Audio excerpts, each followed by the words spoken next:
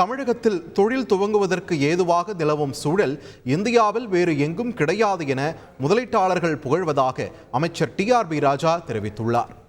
28,773 கோடி ரூபாய்க்கான முதலீடுகள் இன்று முழுமையடைந்திருக்கின்றன. அதே போல 1,06,803 பேருக்கு மேல் வேலைவாய்ப்பும் இங்கே உறுதியாகி இருக்கிறது.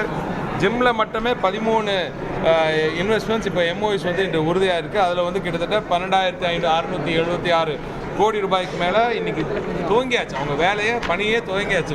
கமர்ஷியல் ப்ரொடக்ஷனே ஆரம்பிச்சிட்டாங்க. வெறும் அடிக்கல் நாட்டுறது மட்டும் சொல்கிறாங்க. அடிக்கல் நாட்டுறதையும் சொல்கிறேன்.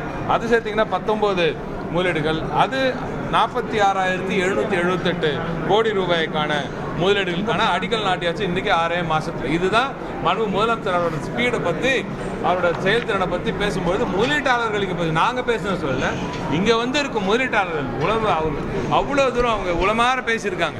அவங்க எல்லாருமே சொல்கிறது, இப்படிப்பட்ட ஒரு ஸ்பீட் தமிழகத்தில் இன்று தொழில் துவங்குவதற்கான ஒரு ஏதுவான சூழல், இந்த ஸ்பீட் இதுவரை இந்தியாவில் எங்குமே இல்லை. அதற்கு முதலமைச்சர் அவர்களுக்கு நாங்கள் பாராட்டுகிறோம், அவர்களுக்கு நன்றி கடன் பட்டிருக்கிறோம்.